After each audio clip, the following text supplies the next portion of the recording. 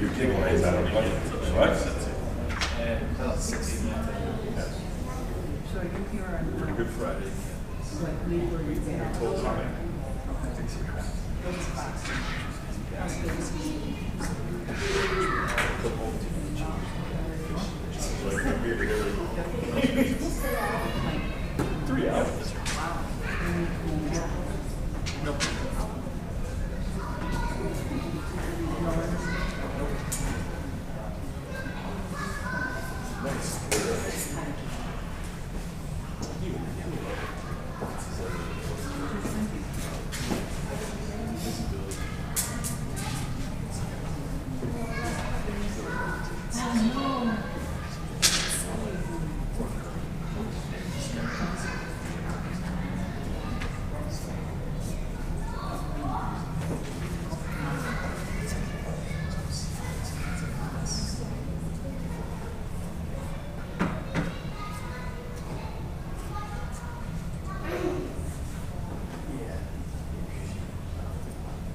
Goodness, that just made very time.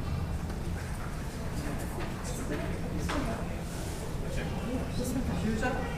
Yep.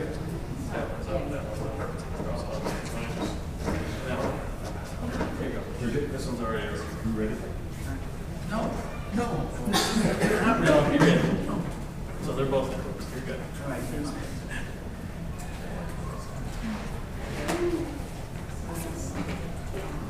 He says he's gonna try to get here by 7:30. Physically be here. Okay. Okay, I'd like to call to order the regular meeting of the Naperville Park District Board of Commissioners. Today is Thursday, April 25th, 2019. Time is 6:30 p.m. Please rise for the Pledge of Allegiance.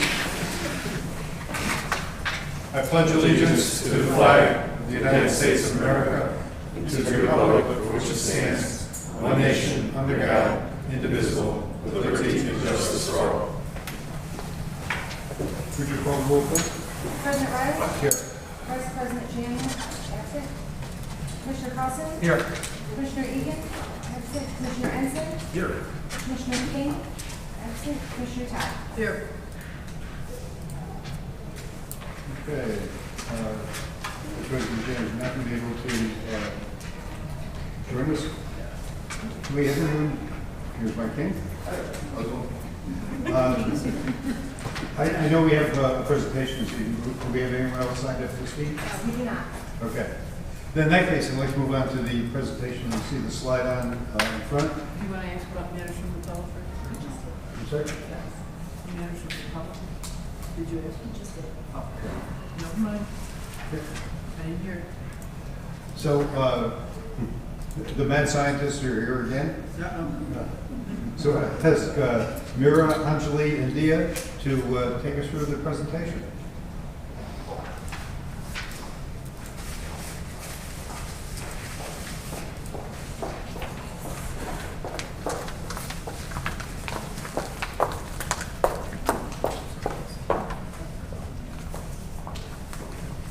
So this year, our project was centered around air purification by plants. By Team Plant Pizzazz, Mira Delore, Anjali Shah. And Dia Karan. So we're doing this project as part of a national science competition called December Mission, which runs from grade 6 through 9. It's sponsored by the National Science Teachers Association and the U.S. Army. So in this competition, you have to find a problem in your community and then solve it using the scientific or engineering method. And as you may know, last year we competed as a mad scientists and won at the national level. So we started in July and we identified our problem in September. Our experiment ran through December and our analysis was in January. Our validation was in February and our submission was in late February. So basically this is a table explaining what we did in our experiment, and we followed a really strict timeline. So we got together as a group every weekend for about 2 to 4 hours, and we used various Google products and conferencing tools. So we identified our problem by brainstorming 12 problems, and we took some of the same problems from last year as well. And every week, each person would research 3 problems for homework. And then during our weekly meetings, we would eliminate one problem out of the list based on feasibility and personal preference. And so we finally ended up at the topic of air pollution. So these are some articles that we came across during our research, and you can see that air pollution is really, really bad for people's health, especially children's health and especially mental health. So through our research, we found that vehicle exhaust is the largest contributor to outdoor pollution. And this outdoor polluted air seeps into the indoor air, which pollutes the indoor environment. And as we saw before, there are many health issues associated with this. And one solution we found was electric air filters. But we can see with the maps that this is mostly in low-income countries and in highly populated areas, and electric filters aren't an affordable option. And in that chart, we can see that the mortality rates associated with household pollution are much higher in low-income countries and in highly populated areas versus the developed countries. So we first had this idea of attaching some sort of device onto the back of the car exhaust pipes that would help to filter out the harmful chemicals that are released in the car exhaust. But we found that this had already been done with the form of the catalytic converter, and that was just a filter that's attached to the back of the car exhaust pipe, which filters out the air.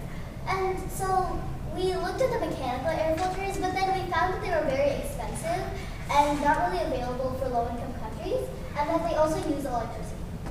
So we researched air pollution more, and then found that it mainly consists of volatile organic compounds that come from car exhaust and particulate matter. So we decided to look into the more natural way to filter out this air in the form of plants. So our main inquiry was that are there any natural ways to filter out particulate matter and volatile organic compounds in the air? And the three VOCs that we looked at were the three VOCs that we looked at more heavily were carbon monoxide, nitrogen dioxide, and sulfur dioxide. So throughout our research, we came across a NASA scientist named Dr. Bill Wolverton. And he had worked with plants purifying water, but he had never worked with plants purifying air. So he did an experiment, and he saw that there's a reduction of seen in less than 24 hours. So we published a book, How to Grow Fresh Air, breaking volatile organic compounds and particulate matter reducing plants. We used these experiments as a basis for our experiment. We didn't directly copy it. We had different gases, and we actually used plant combinations instead of individual plants. So in our experiment, we decided to use 3 plant species with the rubber plant, the spider plant, and golden pothos. We chose these because they were ranked very highly on Dr. Bill Wolverton's list, and they were also really available in low-income countries.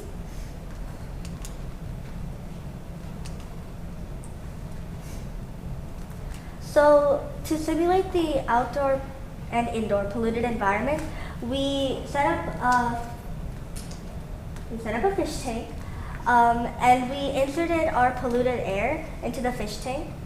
And we used a snowblower for our source of polluted air. We used the snowblower exhaust. And then we put in our combination of plants, and we monitored the pollution levels over 48 hours to see if there was a reduction or an increase. And so you can see that we have a PM tester going, which is basically a tester which counts the PM, particulate matter. And we use those levels to analyze the particulate matter decreases or increases. Here we're inserting snowblower into the tanks, and here we're drawing a gas sample for gas analysis, for VOC analysis.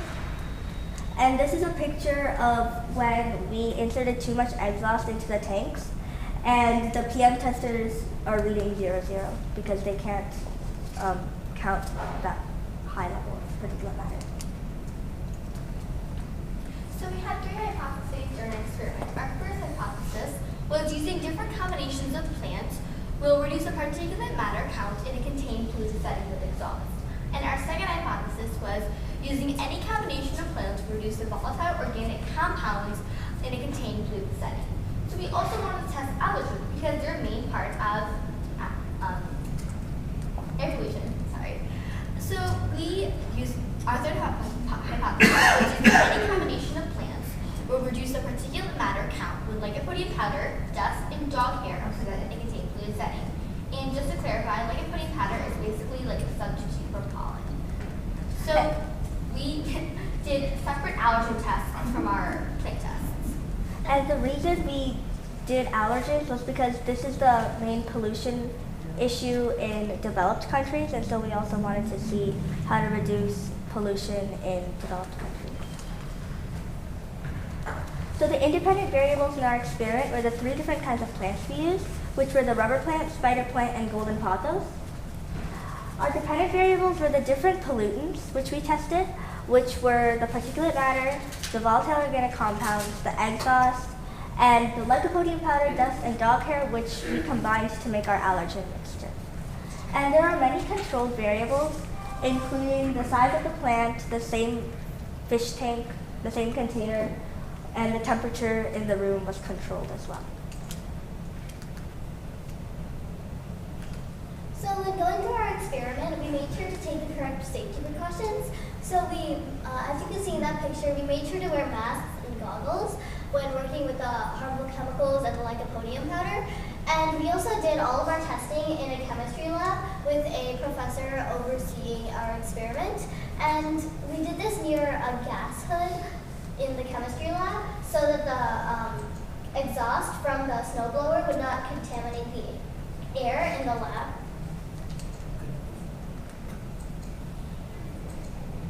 So we had 3 different controls during our experiment. And our first control was no exhaust, just the plexiglass, and a PM tester to see if the plexiglass had any VOCs and if they would go down.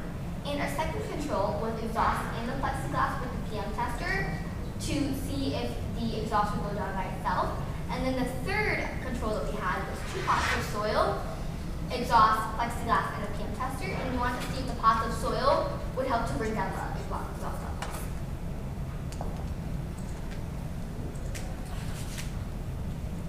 So with our plants, we added charcoal to the bottom of our plants because another thing that Dr. Bill Wolverton found in his research was that activated carbon helps to filter polluted air as well. So in these 3 pictures, we're hammering and breaking and adding the charcoal to the bottom of the pots. In this picture, this is a pre-test. This is when we had just inserted our plants into the tank. And here, this is a post-test, and you can see that the glass is all fogged over from the moisture over the 48-hour period. So in our allergen tests, we used lycopodium powder, which we got from the chemistry professor who helped us with our experiment, and dust and dog hair, which we got from a friend's vacuum who had dogs. And so we made sure to use the exact amounts when applying the allergens into the tanks. So for example, with the lycopodium powder, we made sure to use exactly 0.6 grams in each tank. And when testing the allergens, we inserted the lycopodium powder, dust, and dog hair combination and spread it across the tanks. So what is that powder? Lycopodium? Yeah, what is it? What is it? It's a substitute for pollen, which scientists can use in their experiments, and it'll act the same way that pollen does. Thank you very much. I had no idea what that was. I was trying to Google it, I couldn't spell it. This side of the table didn't know. So thank you very much. So we also, to test the actual data in the data samples that we gained from our experiment, we used an infrared spectroscopy or IR testing. So basically infrared spectroscopy, you take your gas sample and you put it into the infrared spectroscopy machine, and then it just gives you a graph and you analyze it. That's what you were doing. So it basically tells you which gases are present in your gas sample and the quantity of those gases, so you can see the difference over the 48-hour period.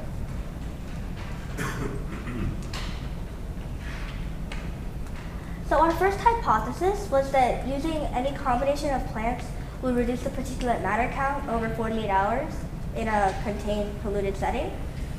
So our combination of golden pothos spider plant overall reduced the most particulate matter over the 48-hour period. And throughout all of our tests, we can conclude that plants can reduce particulate matter of size 10 microns, or PM10, better than it can reduce particulate matter, which is 2.5 microns in size, so it's smaller. And we think this is because plants have an ability to break down particles. So the PM10 particles could have been broken down into PM2.5 particles, and the PM tester would have given us a higher PM2.5 count reading than it really was. So these are our graphs. Here, these are the PM2.5 levels, and you can see that almost all of the levels increased over the 48-hour period, except for the golden pothos spider plant, which slightly decreased, but it's almost the same. And with the PM10, almost all of them significantly decreased, and the golden pothos spider plant decreased the most over the 48-hour period. And then these are the graphs for our control test. So our first tank, which was with the exhaust and the 2 pots of soil, the PM2.5 decreased, so that tells us that the pots and soil also filter out some particulate matter. In the second control tank, we think that there might have been some air loss, that we might have let some air slip. It wasn't completely airtight. But there was a decrease in PM2.5 as well as in PM10 for the control tank 2. And then in control tank 3, it increased over the 48-hour period. So our second hypothesis was that using any combination of plants will reduce the VOCs, or volatile organic compounds, in a contained polluted setting.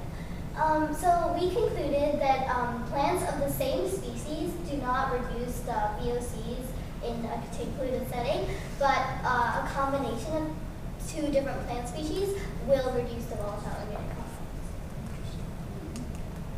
So here's an example of one of our infrared spectroscopy graphs. So at different wave numbers, those show different peaks, and those different peaks would mean different gases. So for example, at the wave number of 3,500 to 4,000, it shows the carbon dioxide peak, which the pre-test would be the red, and the pre-test would be the blue, and the post-test would be the red. And so we calculated the unit difference in between the peak size. So for example, in the pre-test here, it goes from 76 to about 73. And the red peak would go from about 92 to 80. So the peak unit difference would be by increasing by 9 units. So, well, we know this table shows a lot of data, but we want you to take away that most of the gases decreased in the control tests, increased in our first round of testing, which was 2 plants of the same species, and most of the gases decreased in our second round of plant testing, which was 2 plants of different species. There are also opposite direction peaks, which are denoted by the OD. And we had to take a background sample before we could insert our gas sample into the infrared spectroscopy machine. And the background sample was basically a sample of the air around us. And the data that it would give us would be like in comparison to the air around, to the background sample. So this couldn't always be controlled, and this is why we have opposite direction peaks. So we can't really tell how much it increased or decreased by. And so, for example, if one day there was more carbon monoxide in the air, it would mean that the peak sample of our gas might show the carbon monoxide peak as like very low compared to the air around. So our third hypothesis again was that using any combination of plants will reduce the PM count when lichen putty powder, dust, and dog hair are present in the setting. So combinations of plants produce particulate matter when allergens are in the air, and pots and soil also filter out some PM when allergens are in the air. So the rubber spider plant combination reduced PM the most over 48-hour periods, our hypothesis was supported. So these are two of our graphs that we used comparing PM10 and PM2.5 for the allergen test, pre and post. So you can see for the first graph that all three of them decreased, but in the second graph, even the rubber plant spider plant had the most at the beginning, it decreased really close.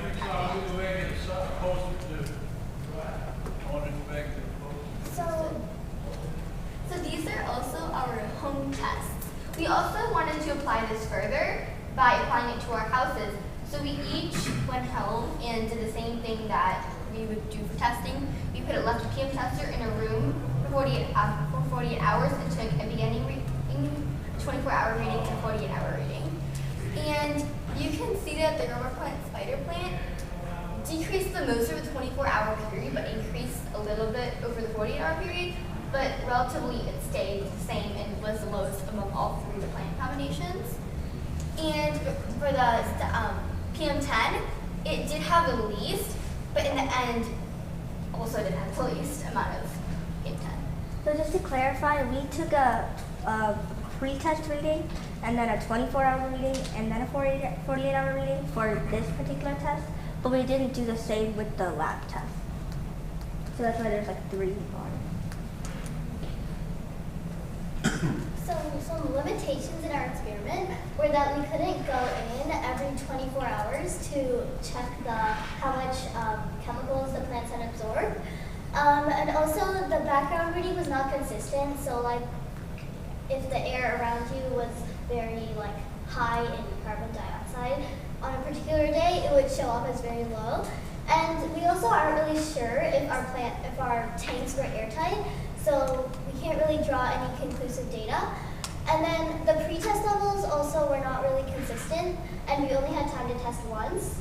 So overall, we can say that our experiment was only preliminary, and if we could, we would like to repeat our experiment.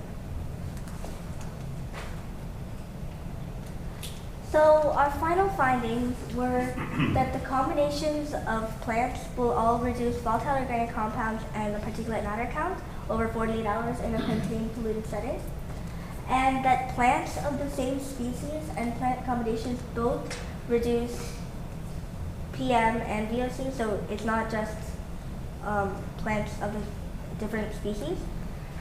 And plants will reduce PM when there are allergens present. Thank you.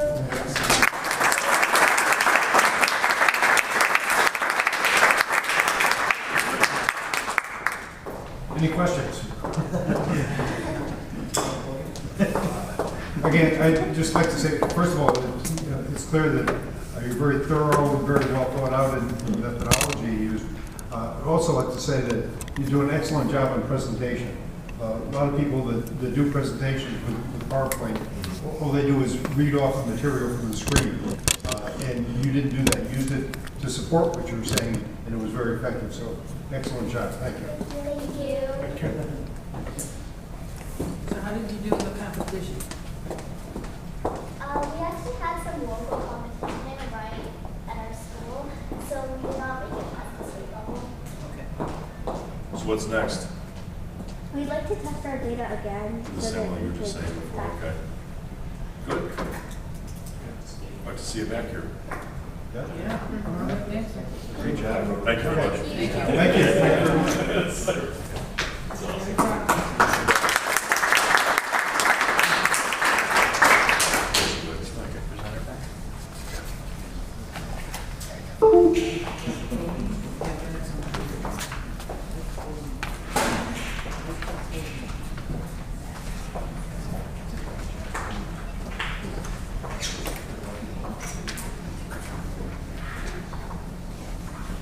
Okay, next, the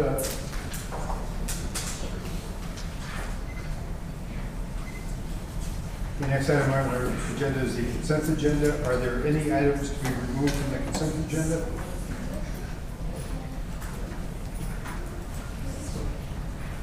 Move to accept consent agenda items 5.1 to 5.5. Second.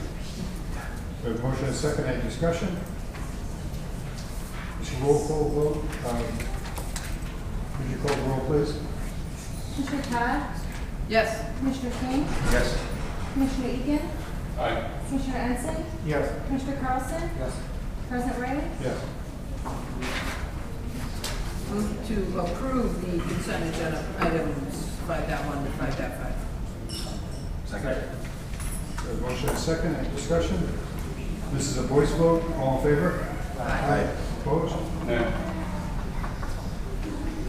One nay.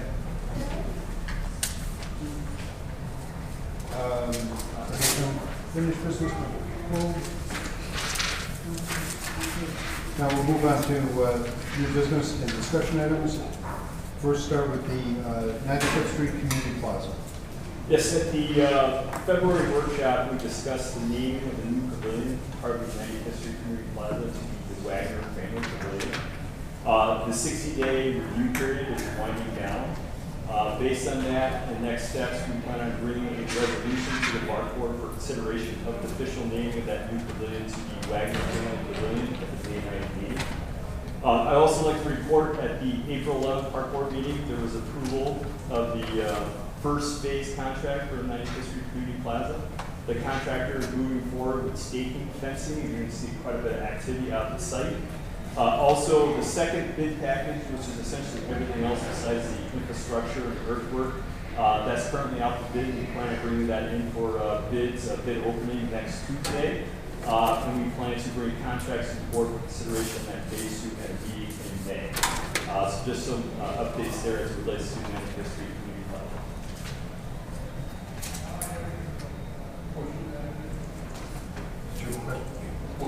Why don't we have a right on that in Board Docs? This is in preparation, so we have a discussion first, and then we bring it for approval at the next meeting. So that's, we're just presenting it, letting you know you get the full write-up in preparation of the board meeting in May. So just giving you a heads up that this is coming for ability for questions. They'll assist us in drafting our memos, our write-ups, and then they'll be ready for approval at the May 9th meeting for consideration. If it were written up, I'd be prepared, and I think we have questions that we could discuss here, because if we go to the next meeting, it's a formal meeting, right? Where it'd be presented, and we want to get our questions there. This is a formal meeting too. Well, my point is, we're hearing about it here, so I've got to on the fly digest what he's saying and make sure I don't have any questions. So for my assistance, always, and I've made this comment several times, I would prefer this to the right meeting. You can also ask him between the meetings. He's not going to have just wait for a meeting to ask a question. Sorry. I said, you can also ask your questions in between our meetings. I mean, once you get the materials, I mean, I've gone to staff many times to get clarification prior to our meetings. For the benefit of the three float pockets together, but it's very considered.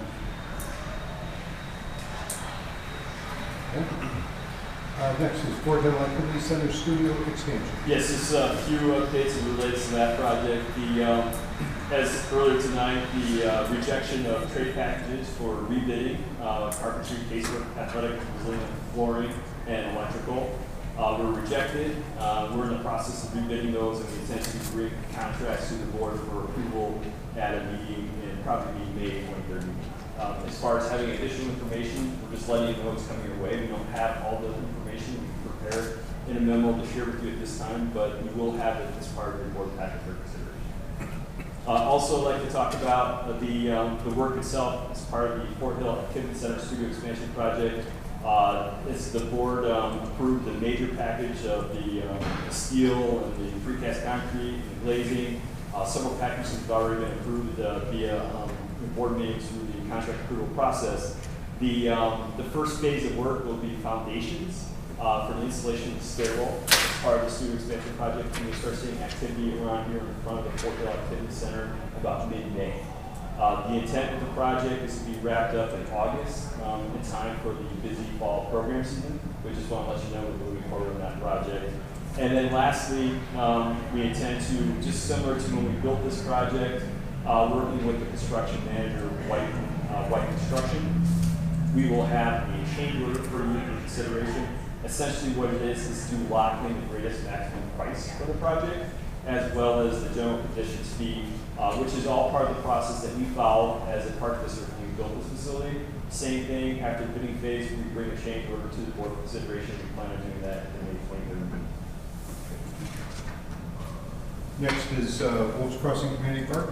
Yes, and just some quick updates on that project. That project is currently out to bid. We plan on bringing a contract to the board for consideration in May, maybe in June. And just to give you some updates on the process, as you all know, through the board approval of the OZAG grant that was submitted for the project, we received notice that we will receive the grant for the Wolves Crossing Community Park project.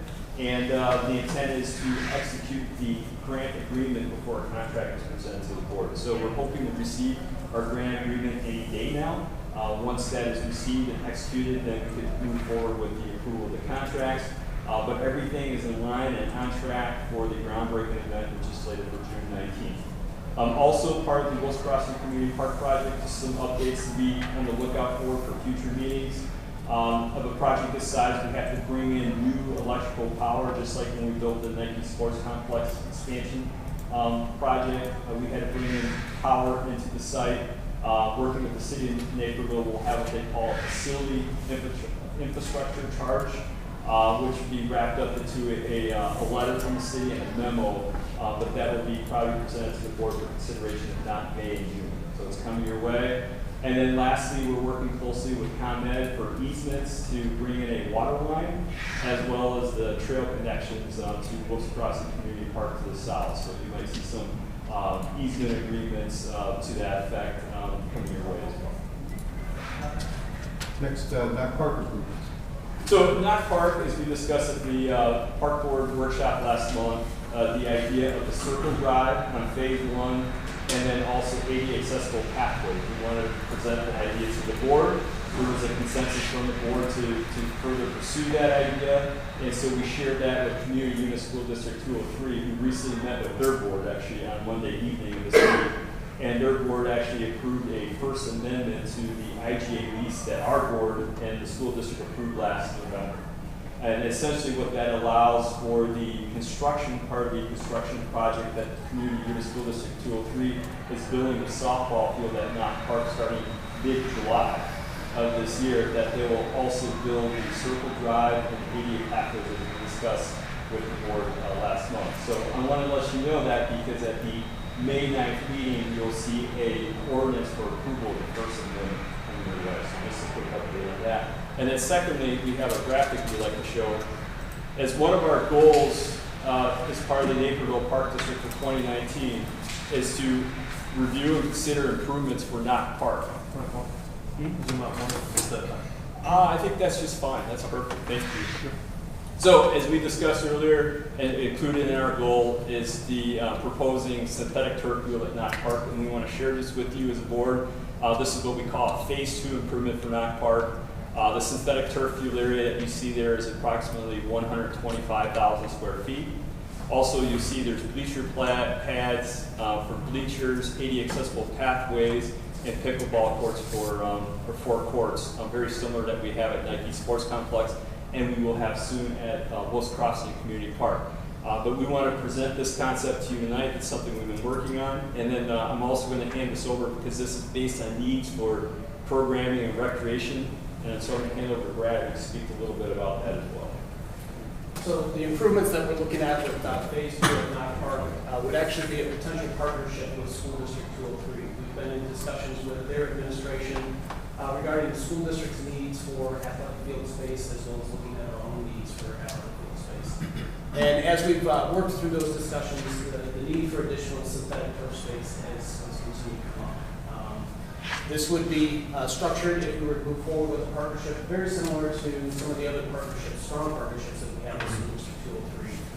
As you know, we have there's 3 cooperative gyms with School District 203 that we share. There is the Bill Young athletic fields that we built a few years ago, in agreement with the Naperville Central High School auditorium, and a number of other partnerships with them, just utilizing spaces within the school district for Park District programs, and then the school district utilizing Park District space for their own programs. So there would be a shared agreement for the construction, the cost to construct, and also to maintain the improvements that would be included within Phase 2. Phase 2 would actually expand the use of Knott Park, not only expanding the months that the park is able to be used, because right now natural turf fields, typically you're looking at about an April to early November timeframe that you utilize those fields. The synthetic turf fields, so long as they do not have snow on them, we have groups that will actually utilize the fields throughout the course of the winter, the synthetics that we have at Nike and Commissioners Park. So certainly there's the expansion to be able to accommodate more activities year-round, but additionally, just the multiple sports that can utilize this space between soccer, lacrosse, football, field hockey, and so on. The location of where the synthetic is placed as well as the football courts is the existing location of 2 softball fields. The first softball field is actually will be the new varsity softball field that's being located to the east. That is the field that School District 203 is constructing and will be maintained. The fresh soft field that is utilized right now, we actually have capacity to be able to place the fresh soft field at a field in the south of Naperville Park. So that would free up the space to be able to add the multi-purpose field space. What this would also do for the Park District is geographically give us a greater balance within the community as far as where we have our multi-purpose fields. Right now, when you look at our inventory, we have 9 areas north of 87th Street that we can place a large multi-purpose field. That represents about 26% of our inventory. The remaining 74% of our inventory of large multi-use field space is all south of 87, with the bulk of that being at Frontier Sports Complex and Commissioner's Park in South Naperville. We received quite a few requests for the north side locations, Nike Sports Complex being the facility that is most commonly requested by athletic groups to be able to play their games because of the proximity to the I-88 corridor and many of the teams that they end up playing. The synthetic turf fields that we have within the district also offer an opportunity for non-tax alternative revenue to be able to come into the district. The 2 fields that we have at Nike Sports Complex and then the one at Commissioners Park, in the time that we've had those fields, Nike has been up and running for about 7.5 years. Commissioners has been 6.5 years. The 2 fields combined, we've brought in over $1 million in rental revenue. The fields are utilized very heavily by athletic organizations, Naperville athletic organizations for practice space as well as game space, in addition to our own programs and camps that utilize the space. We actually have groups that we have been turning away during the peak seasons because we do not have additional synthetic space to be able to allow for that. The synthetics are the only spaces that we allow as a park district practice activities to take place. The natural turf fields, because of the number of games that take place on those, actually are not available. We encourage teams and organizations to utilize spaces that are non-line open grass areas, so there's certainly interest in that. The school district will also be discussing with their board the interest in pursuing a potential partnership with the park district to construct this space. We've already looked at potential schedules for the field, how the school district would need to use the field, what are the times, the days, the day we want to utilize the field, as well as what are the days and times that we would want to use the field for park district programs, as well as use by community athletic groups. And when we look at a percentage split, looking at the peak times, it falls out to about 57% use by the park district, 43% use by the school district.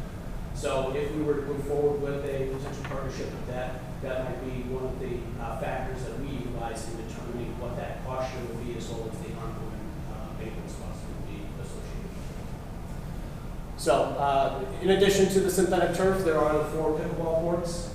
As As you know, pickleball, there's a continued great interest in the community for pickleball. The open gyms here at Fort Hill continue to be very heavily attended. We oftentimes have individuals waiting to be able to get courts there. The Nike Sports Complex courts, the first 4 dedicated courts that we've added, are tremendously popular. We're getting a lot of questions from pickleball players anxious to get to lights at Nike, which I know will be going on within the next month to 2 months. And then we also have the large tournament that will be coming here in July. Certainly an interest in the community during that. Wolf's Crossing Community Park will have 4 pickleball courts for South Naperville. We believe that this would be a great location in central Naperville to also add pickleball. So we wanted to present this tonight to begin gathering just the initial thoughts, feedback from the board, so that we can also then continue discussions with School District 203 and allow them to participate there. Is it intended that these pickleball courts will be lighted also? Yes, yes. So the synthetic turf as well as the pickleball courts would be lighted, which actually, with regards to lights and the athletic field space, that's also something that's in very high demand on our end. We have a number of activities, especially during the fall months, that are looking for that lighted space for the courts. So that's The softball field, I'm just trying to get this clear. It's 203 that's primarily doing that, or? So that's entirely School District 203. So the towards the right side of the image, which would be to the east where the softball field is located, that's actually the portion of Naperville Park that we have leased to School District 203 for them to be able to do the softball field improvement. So they are covering 100% of the cost for the softball field that is being constructed. We are then, and as Eric was mentioning before, we will be bringing the amendment to the Park District Board for consideration to split the cost of the Circle Drive as well as the ADA path, which will support all of them. Okay, I just want to get that clear in my head. Thank you. Any questions? Yeah, you mentioned that percentage of fields were on each side of 87th Street. Yeah. You chose 87th Street as like the population center of the town. How did 87th Street get sold? No, I actually, looking at it, because we actually, between Dartford Park, which is right on 75th Street, the next field that we have further to the south is at Monarch Park, which is actually in the White Eagle subdivision. Yeah. And so utilizing 87. Is that 87th? Is Monarch Park pretty close to 87th then? Yes, it is. Okay. It's just south of 87th Street. And that's one field. If we were to look at it further, one field. 95th Street is kind of where the is right? 95th is really, so 25 fields of our inventory for the large fields are located south of 87. If you were to look at 24 of those fields are actually south of 95th Street. Right. And then, do you have any idea how our population splits as far as one of those streets? Like, is half the population? I don't, that's probably Yes, that's on the street here. Yeah, we can pull that. pull that information. And it'd be interesting as we're kind of trying to figure out where this is. Yes. How close to our population, maybe how our program registrants will look. And those percentages will actually, the number of multi-purpose units in South Naperville will actually increase with this crossing. We have 2 large multi-purpose fields as part of that. So that means split the percentages geographically. Thank you. Might be able to use the districts that the city created a couple of years ago as a balanced population of 5 members. Anything else? Looks great. Okay, thank you. So there's, then the next steps would be school district is going to have a discussion with their board, and if there's interest there, we'll begin working on partnership agreement with them, put it back for your consideration. Great, thank you. Okay, equipment purchase for the trades division. Yes, included in the weekly packet was our intention to present to the board for consideration at next meeting the replacement of our bucket truck. We've had this truck since 2007. This is the truck that has the aerial lift on it, allowing us to access areas as high as 42 feet. It's very important for the operation, not only for parking lot landing, but for assisting with higher level repairs on fencing, nets, etc. This vehicle has been fairly reliable. We've had to put some money into the aerial lift each year based on findings from the annual safety check that is required to the amount of just over $33K. In addition, now on a recent inspection, we discovered numerous oil leaks that will require, or at least we have an estimate of over $11K to replace. So we put out 2 bids. For that one bid, we received 2 bids. One, however, did not offer the correct spec. They only offered a 2-wheel drive truck. So we're going to ask for approval to replace it with a 4-wheel truck that'll be an amount of just under $103. Was that the biggest difference between the 2 bids? Yes, that was the only. And we're clear with the specs, and we're looking for a 4-wheel drive, they came back with. That's right. They don't always read it. Kevin, I apologize. I couldn't hear well when you were telling us what were some of the tasks that you use the truck for? Oh, this is what we use to repair parking lot lamping, wall pack lamping on a good building such as this. We install netting, the backup nettings that Nike air conditioners would hit. We use this truck to do the soft canopies that are over the bleacher sets at both Nike and commissioners. And again, they have to use it for the 95th Street Plaza, and again for not Southwest, but for Wolf's Crossing Park. So it has numerous applications. Right. So do we use tree work with it? No, for a bucket truck to be allowed to do tree work, they need protective sheltering over the cab and other changes to the truck. And then, what kind of weight can the bucket lift? Normally it holds up to 500 pounds. Yeah. And then, do we use this as an everyday driver? In other words, does somebody drive this truck every day? Yes. And then, if a large percentage of that task that guy does, or that person does, are they using the bucket truck, or could we have maybe a separate cherry picker trailer and easier to maintain? We have a smaller lift that we can transport for interior work, but not for exterior.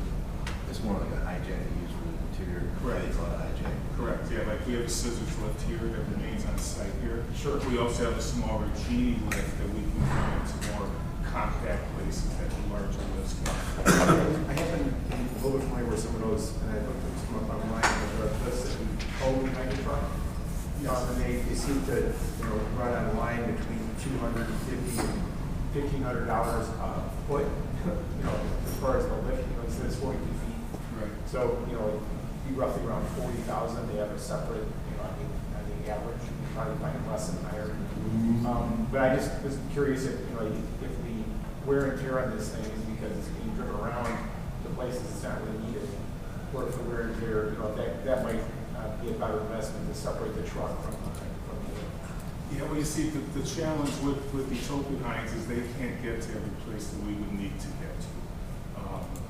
I did mention that a lot of times we work on poles that are located in the middle of parks and are not accessible turf. So those types of lifts you described normally cannot be used on soft surfaces. They have to be on a hard surface versus this truck can basically look at.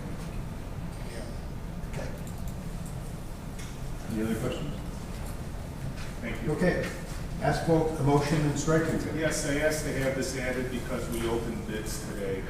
This is the annual bid that we put out for asphalt emulsion and striping, as well as our organic the application that we apply on rubber surfaces. We will be presenting to the board for consideration a contract in the amount of $80K to Mall Asphalt, which is local here in town, and a contract in the amount of $28K to ONYX Asphalt. I have not used them in the prior, but that's going to be for the biosolid application. Okay. Next is the 2019 Memorial Day Parade participation. This is on Memorial Day. Just wanted to gauge interest in which commissioners would like to march. We're working on getting groups together. Last year, T-ball, coach pitch, softball, coaches and players were scheduled to march, but they canceled the parade, and possibly Mudrats. We're looking to, in early May, once the coaches meetings occur for T-ball, coach and so on, to invite those teams to come see and participate. So those are the groups that we look at for the parade. So I need to register by May 1st. I'll send out an invitation. Just let me know. Do the commissioners think it's a good idea for us to participate? Aren't you all in the Mudrats team? No, it's a Mud scheme with the Mud. 18 and over, but I won't be a commissioner, so Mudrats is my next chance. Then why do we even have this conversation? I'm sure, would others be interested? I'm interested. Yeah. Yeah. Sure. I'll be holding the flag tomorrow.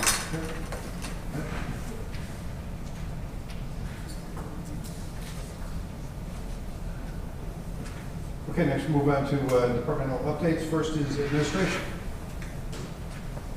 That was all I had. Excellent report. Finance.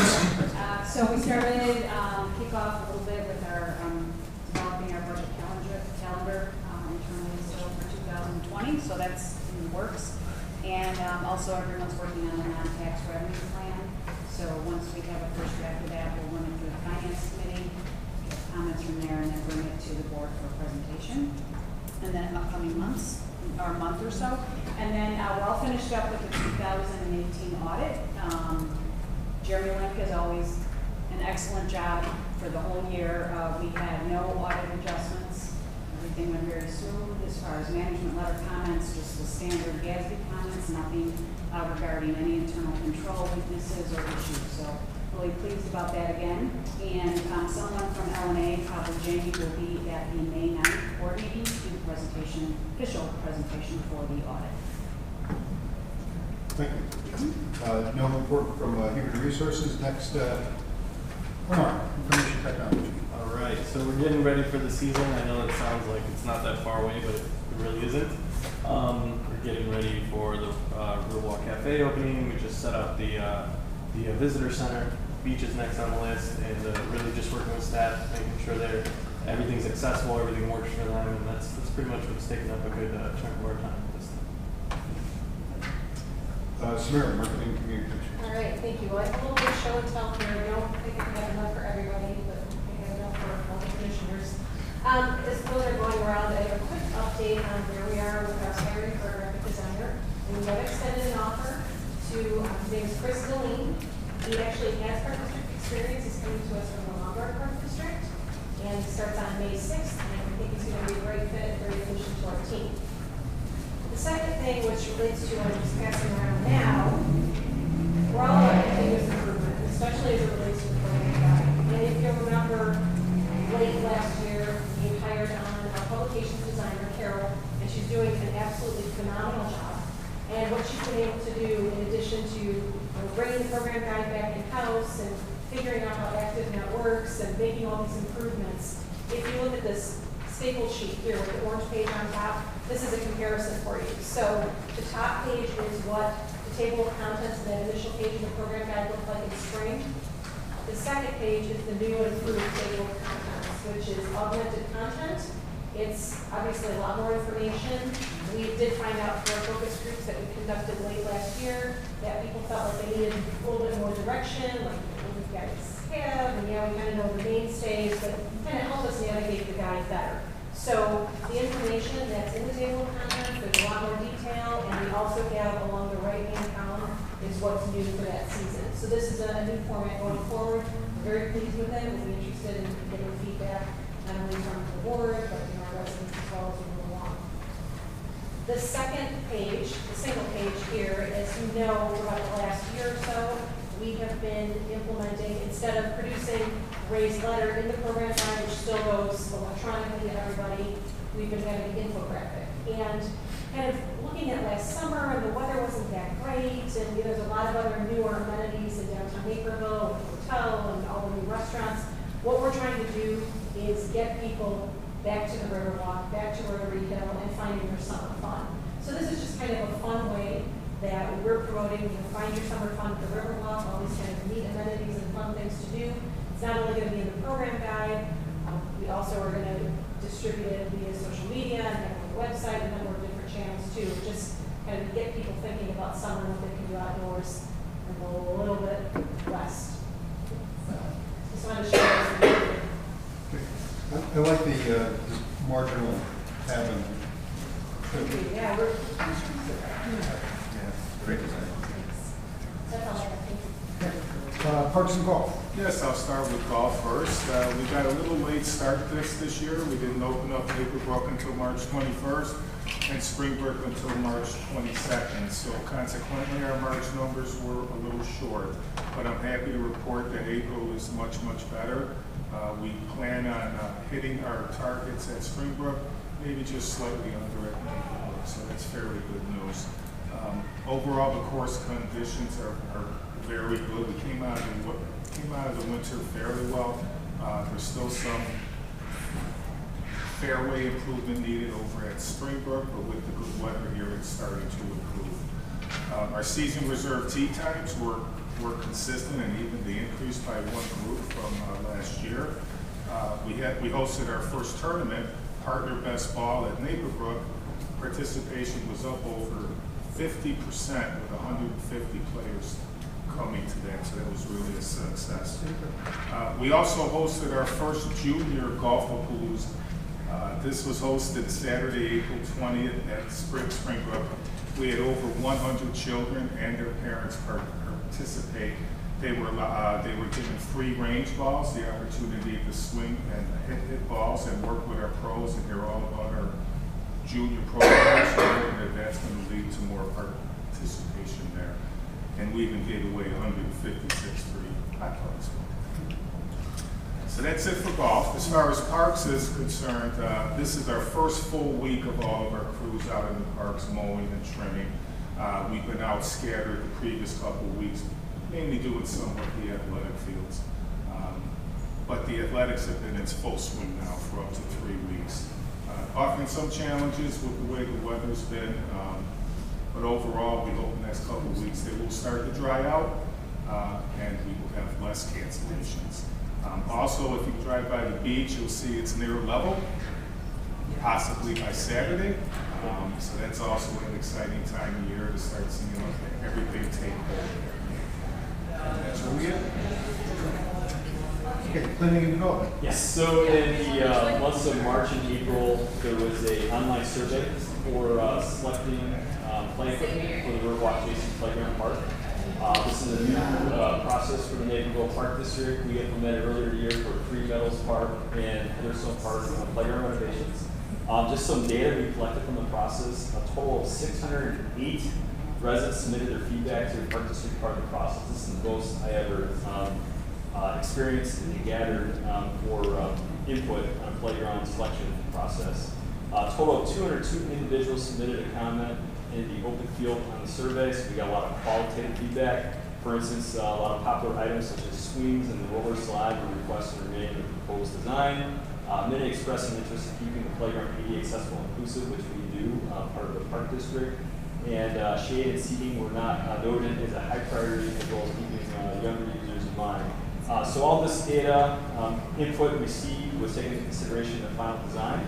And this is something we plan on putting out to bid probably in the month of May and bringing a contract to the board in June. We just want to let you know how successful that community outreach was for that playground selection. Also, just a quick report, earlier in the week on Tuesday, we had the Frontier Park East parking lot renovation bid opening.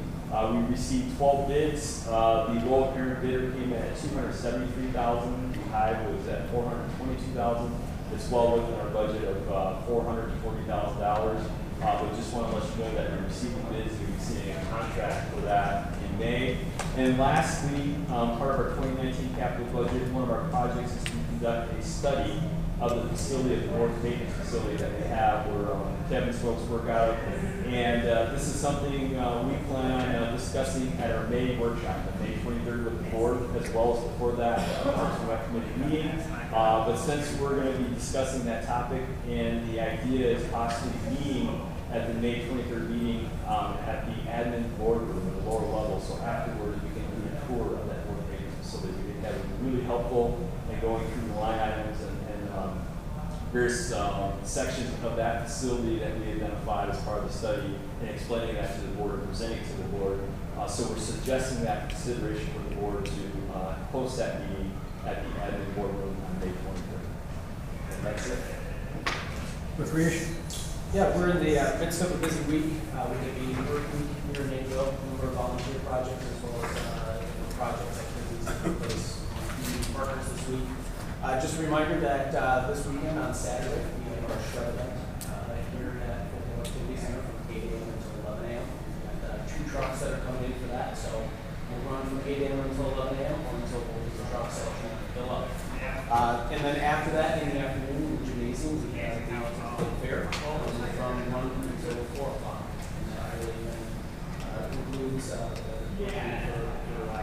what the Park District has done. We have recently introduced, you may have seen the information on this, special needs open gyms. So very similar to what we did several years ago at Centennial Beach. We've designated some hours here at Fort Hill for special needs families to come in and utilize the gymnasium during a time when it's a quieter time not to people working in the gymnasium. The first was held on April 6th. We had 7 attend that very first one. It happened to be one of the nicer days, one of the first nice days outside, so we didn't have a lot of people come in for that. We have another one coming up on May 4th, and that's something that we're going to look to build upon as we go into these weekends. As Kevin had mentioned, the beach is near full. We have, in many of our areas for summer programs, completed a lot of our hiring for the summer, and now we're entering a month where there's a lot of training that's going to be involved, a lot of orientations, getting staff ready for the summer months. In regards to an update on lifeguards, our lifeguards, we've actually hired so far 68 lifeguards to begin training. We will work through that training then in preparation for the season. We have another 22 lifeguard applicants that are in the process of being interviewed. So we have a good number of applicants that are starting to get training for lifeguard at Centennial Beach. And we'll go through that, work through to see which ones will qualify to be able to guard the facility. Our goal going into the year again was by Memorial Day weekend, we opened up that we had at least a minimum of 50 guards on staff that we were able to pull from. So we're in a good place as far as the number of applicants right now for that. And then just lastly, with May coming online, we also have our paddle boats and kayaks operation. That will start out the weekend of May 11th. So we're going to sort of see facilities opening and do all the summer programs.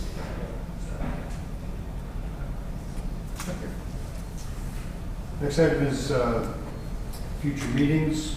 We have a regular meeting of the Board of Park Commissioners, May 9th, 2019, 7 p.m. at the Municipal Center Council Chambers, followed by a regular meeting of the Board of Park Commissioners, May 23rd, 6 p.m. here.